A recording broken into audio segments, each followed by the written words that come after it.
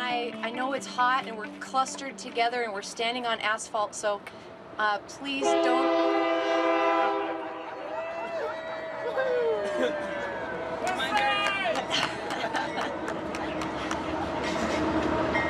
This is a...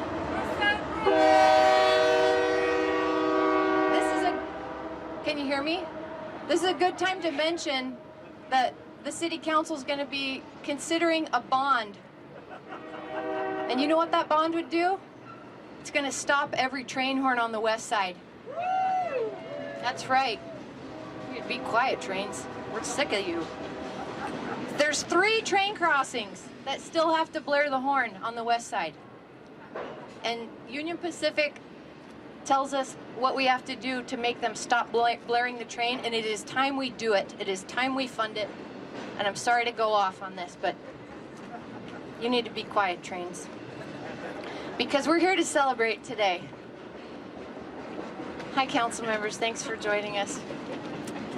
Oh, we are here to celebrate again, and in a lasting, tangible way, the impact and the reach of Lois and Archie Archuleta. I am not going to go too deep in metaphor here, but naming a bridge featuring such an impressive arch after the Archuletas makes it impossible for me to not draw at least a few more analogies and parallels here. When I was part of the council, we finally succeeded in convincing Union Pacific to allow us to build this bridge. Remember that this bridge was the last major gap in the Jordan River Parkway Trail, which spans more than 80 miles. This was the gap. And when we succeeded in getting the bridge and we came out for the opening of it, I knew in my mind that if I ever had the chance, I was going to name it after the Archuletas. Because this is the family who has brought community together, who has spanned divides. Hang on, I've got a good speech here and I'm leaving it, so I got to come back here. Their impact has been larger than life. And I figured that only something that's 1,200 feet long and 60 feet tall would do as an appropriate namesake for Archie and Lois Archuleta. When this beautiful bridge was completed in 2017, then council member Kyle Lamalfa, who is my husband, and he was a major Archie and Lois devotee, he said, "This project spans space and time and has connected communities across the state. And if that isn't an apt description of the Archuletas' work, then I'm not sure what is." Kyle was so inspired by Archie that over the span of 4 years, he taught more than 1,000 7th graders at Glendale Middle School about the importance of local government. After Archie's passing, Kyle said, "Archie often described himself as a teacher. Someday, I hope I can be honored with that title to pass on what I learned from him to others." Archie and Lois have dedicated their lives to community building and to helping people find their place in this capital city. For more than 60 years, they worked and fought to give more people the opportunities, particularly with the Latino Chicano community, and from their lifelong commitment to education, social justice, and community mentorship, all the way to their advocacy work in support of individuals experiencing homelessness, the LGBTQ community, and women. Their impact has been astounding. You can't talk about the West Side without talking about the Archuletas. You can't talk about Horizonte or Centro Cívico Mexicano or the Utah Coalition of La Raza or the Alliance for Unity or the Crossroads Urban Center or any other number of community building boards without also talking about the Archuletas' impact. I'm sure, though, today is bittersweet for Archie's loved ones. With such a big reach, it follows that there would also be a significant loss and a hole in his absence. And I know that you feel it acutely. But I also know that his work truly lives on in you, in all of us, in the thousands of students he taught, in the untold number of children and adults that he mentored, and in the peaceful mark that he left on every community he worked in. Archie and Lois were a dynamic team and a model for the kind of devoted, inspiring union that so many of us wish to emulate.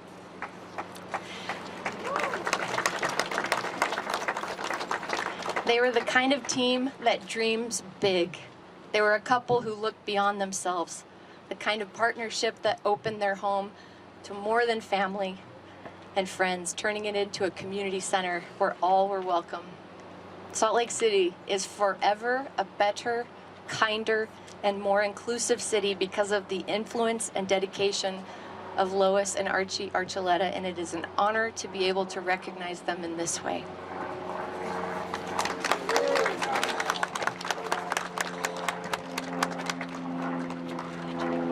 I'm going to turn the time over to our Deputy Director of Public Lands, Tyler Murdoch.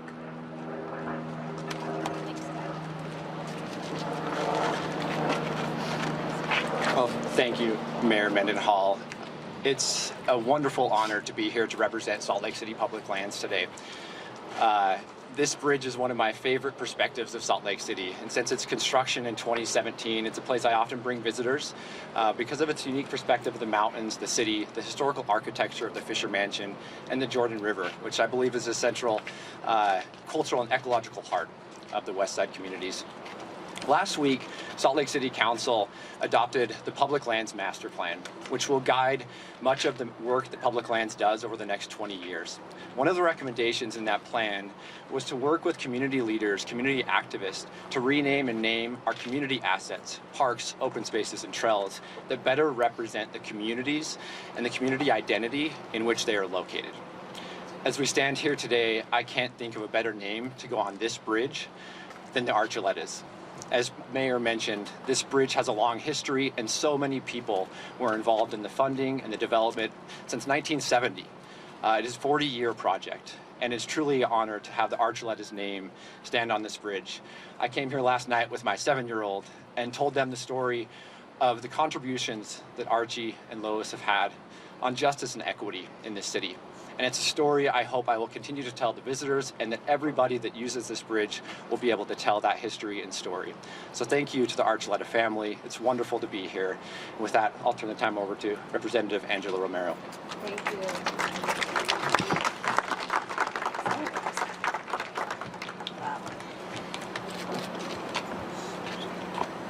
Can everyone hear me back there? I just wanted to make sure, because we got a text saying nobody could hear us. So my name's Angela Romero, and I represent Glendale, which is where Lois and Archie lived and where they raised their family. And I moved to Salt Lake City in 1991. I was 17 years old, and I was up at the University of Utah for a Chicano Student Association meeting, and I ran for secretary, and I won by 1 vote. And there was this really adorable, that's how I have to say it, man sitting in the background with curly hair and suspenders, just smiling at me. And he introduced himself, and his name was Archie Archuleta. And he's like, you know what? There's something about you. You just have that spirit. He goes, I want you to serve on as a student representative for the Utah Coalition of La Raza. And so why I mentioned this is because I am who I am now today because of Archie Archuleta and Lois Archuleta. And, you know, coming from a small town in Tooele, moving to the big city, I mean, Tooele's not a small town anymore, the Archuletas welcomed me into their family and into their home. And so they made me feel like I was part of their family.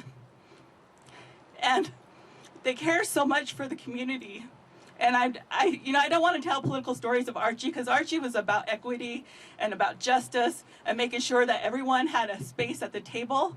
But more importantly, Archie cared about his family, and so did Lois. And they've both given to our communities here in different ways. But what they taught me was how to love your family. And it doesn't have to be the family you were born into. It can be your community family. And so they guided me, they mentored me, and some of my favorite memories aren't marching on the streets with Archie, which I did. I was his sidekick all the time. People would ask me, what are you doing? And I'm like, hanging out with Archie. And they're like, isn't he 70-something? I'm like, yeah, but we're gonna go to a protest today. But some of my favorite memories of hanging out with the Archuletas is in their yard. Archie and Lois love their garden, and they're conservationists. And so that's why I'm so excited about this bridge being named after them, because Archie cared about the land, and so does Lois, and they know how we're connected to the land. And so for me to see this bridge named after them it's just amazing. And there are a lot of people that ask me, well, I never got to meet Archie. I wish I got to meet Archie. And I'm like, you can, because Archie still lives on in me, and he lives on in all of you.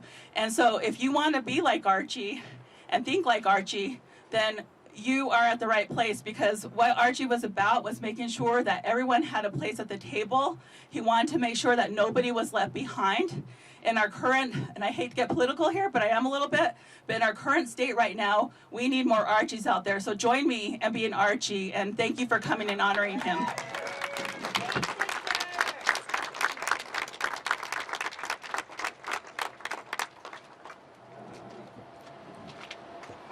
Good morning. I am just very privileged to be here. My name is Jenny Mayer Glenn, and I have had such a privilege in my life to be mentored and supported by Archie for a lot of years.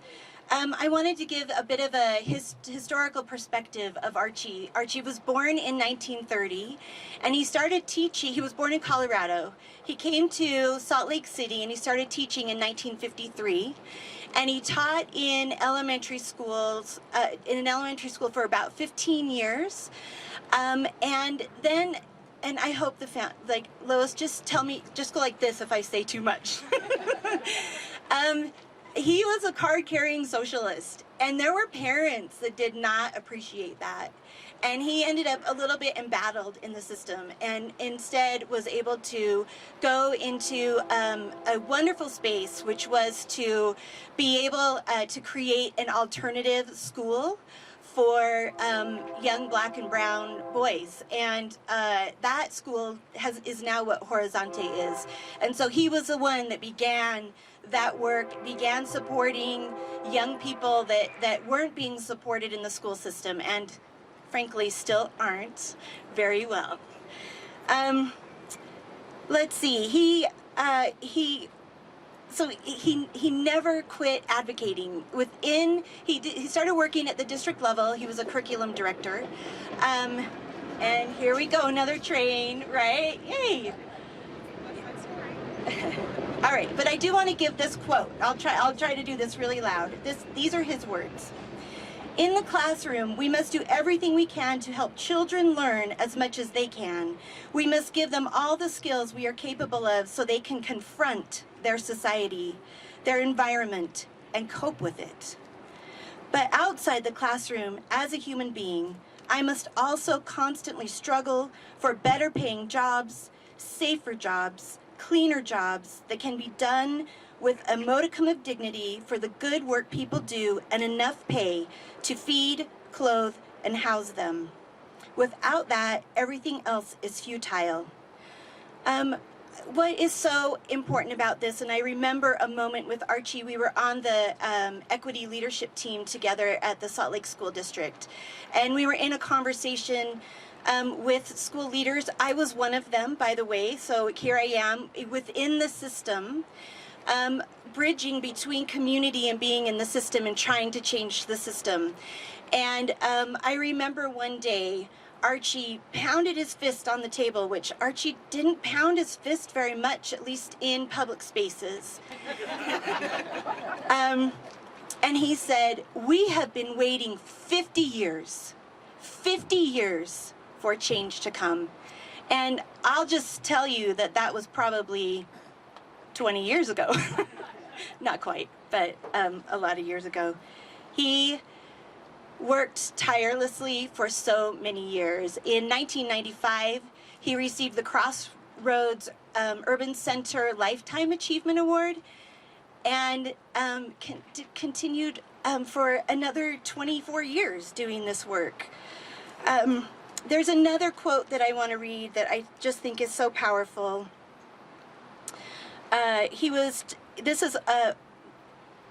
When he became a member of the board of the Crossroad Urban Center, he said he stuck with it because Crossroads Urban Center has a food pantry, so this is the quote, has a food pantry, feeds many of the down and out, and does a lot of advocacy work. I stayed with them because the social services bureaucracy plays games with the people's dignity, enforces foolish rules or overreacts to rules. For instance, When the food stamp emergency law was passed, it said there would be times when people could be given emergency stamps. It meant they were to be given the stamps now, not in 10 days. Well, we found out our people were often being forced to come back over and over again for as long as a week. In the meantime, what could they eat? What do they eat? Well, Advocacy permits you to go in and shake those turkeys up. That's so Archie. So we did that. We did that with Mountain Fuel as well. Before a moratorium was placed on Mountain Fuel to prevent them from turning fuel off in the winter, they had the nasty habit of cutting off people's utilities if they couldn't pay their bills. It didn't matter to them if a pregnant woman or a child or an invalid was in there. What was important was profit, and at the cost of human dignity. So we went to bat for them. We wrote letters, we negotiated, we telephoned. When all that failed, we took Channel 4 News down with their TV cameras. They broadcasted on the 5 o'clock news, and those buggers turned the gas on within 2 hours, which shows you the lesson that it was more important for them to save face, continue their profits, than to take care of people. People came last. This is so important and meaningful to me because this is such a great description of what I learned from Archie. And I find myself in very privileged spaces these days trying to create system change. And if it hadn't been for Archie teaching me these kinds of lessons, I don't think I would have had the courage or have the courage on a daily basis to go in and hold systems accountable and say those words to system leaders. You have a responsibility to the community. I can help you find out what those priorities are from the community, but this is your responsibility. You made the mess, you need to clean it up. I love Archie so much. I don't know that I ever said, I love you, Archie. I wish I had. I'll say it now. I love you, Archie. This is such a beautiful recognition of his lifetime of work, and thank you so much.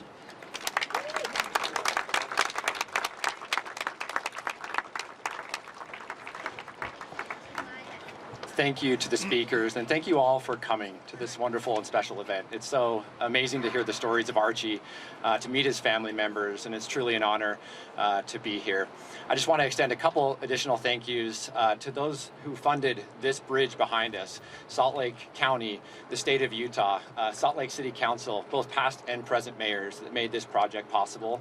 And I want to extend a thank you to those who made this event possible, with the mayor's office and public land staff that worked so hard to have this special event. So thank you to all. Back to the event.